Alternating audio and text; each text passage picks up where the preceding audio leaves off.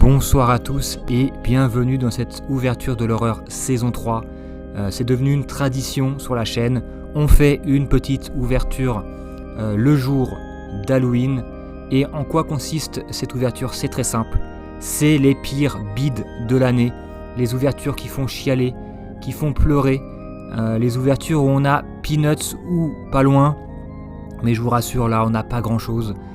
C'est les ouvertures où on se dit on a juste perdu nos sous-sous, on n'a rien à se mettre sous la dent, même pas un petit os. Tellement Pokémon Company nous l'a fait à l'envers. Parce que oui, ça coûte une blinde, c'est un hobby, une passion qui coûte de plus en plus cher parce que je rappelle que dans cette année 2025, les prix Pokémon ont en moyenne augmenté, même dans les magasins, on va dire, classiques style King Jouet, Fnac et compagnie, où les boosters ont augmenté de 1 ou 2 euros, mais on n'a rien en dessous de 7 euros désormais, les coffrets, c'est du 28, etc. Et donc, nous aussi, on montre sur cette chaîne l'envers du décor, parce qu'il y a quand même beaucoup de gens qui montrent des vidéos, que ce soit sur YouTube ou ailleurs, ils montrent en général que les bonnes ouvertures, parce que ça fait plus vendeur, ou alors c'est des énormes ouvertures avec 100-150 boosters, donc il y a forcément quelque chose à se mettre sous la dent, alors que sur cette chaîne, nous on ouvre des petits coffrets, des petits packs, des petites bricoles de 3, 4, 5, 6 boosters, et on peut se rendre compte, comme on voit à l'image, que même si là dans le coffret on a 6 petits boosters, spoiler alerte, on va avoir que du caca.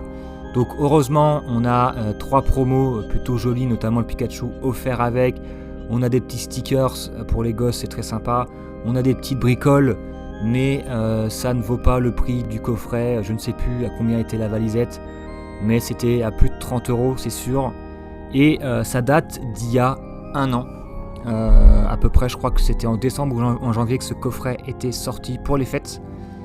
Et vous allez voir que c'est une petite catastrophe, voire une énorme. En plus, on peut voir qu'il y a plein de boosters différents, donc on peut se dire il y a une série qui est plus difficile que d'autres. Mais là, tu as du étincelle déferlante, tu as du couronne stellaire, tu as du mascarade et du flamme obsidienne. Alors c'est vrai que pour moi, je considère que c'est pas des ouvertures, c'est pas des séries incroyables. La meilleure, c'est étincelle déferlante, qui est plutôt bien, voire très bien, ça dépend par rapport aux cartes qu'il y a dedans, si vous êtes fan ou pas. Mais c'est vrai que la mascarade, malheureusement, il n'y a que le Amphinobi alternatif qui est intéressant. La flamme obsidienne, t'as 2-3 bricoles, mais c'est surtout pour le Dracofeu. Et couronne stellaire, t'as quand même des très belles cartes, notamment Articodin ou les starters de la 1G. Mais c'est vrai que ça manque pas mal de choses. Derrière notamment de belles cartes pour faire une top série, et du coup c'est vrai que peut-être que la valisette n'était pas exceptionnelle, mais ça reste correct. On a connu bien pire, et là vous constatez devant vos yeux ébahis cette magnifique ouverture. Il faut dire quand ça va, mais il faut aussi dire quand ça va pas. Pokémon Company, c'est dommage. Moi je l'ai déjà dit, mais dans ce genre de truc, il devrait y avoir un quota comme dans les cartes japonaises. Les cartes japonaises, il y a un quota par display, etc. Il faudrait faire pareil en France, avec par exemple dans une valisette 6 boosters, tu as au moins une ultra rare garantie minimum. Après ça peut être 2, ça peut être 3, certains me diront oui, mais on peut choper 6 boosters, 6 ultra rares. Alors ça n'arrive quasiment jamais, autant jouer au loto. Mais la plupart du temps, c'est souvent rien ou une ultra rare, la grande majorité du temps. Et là, vous avez vu, on a ouvert la valisette, 6 boosters, c'est passé vite. Et on n'a rien eu. Et là, on passe à la série Scam, avec les évolutions prismatiques, qui est très sympa sur le papier, mais qui a été très très très difficile à choper. Donc là, je vous ouvre un petit tripack, une petite holo sympathique, avec des petits stickers comme d'habitude. Mais il y a 3 boosters, et voilà. Alors je sais qu'il y en a qui considèrent que les Pokéballs, les Master Balls, ça fait partie de hits. Mais en vrai, si t'as pas des Master Balls, d'évolution, ça vaut rien. Ça vaut rien. Ça vaut une poignée d'euros. J'étais retourné voir les prix. La plupart, c'est pas la folie. Et puis même si tu tombes sur une Master Ball, j'en sais rien, je dis une connerie, roucoule, personne va en vouloir parce que ça coûte 10 balles pour un vieux roucoule, quoi. Mais c'est vrai que moi, celle-là, c'est une série que j'ai pas trop appréciée. On n'en a pas énormément ouvert sur la chaîne. D'ailleurs, il y aura que 2 ouvertures différentes sur la chaîne pour cette ouverture de l'horreur.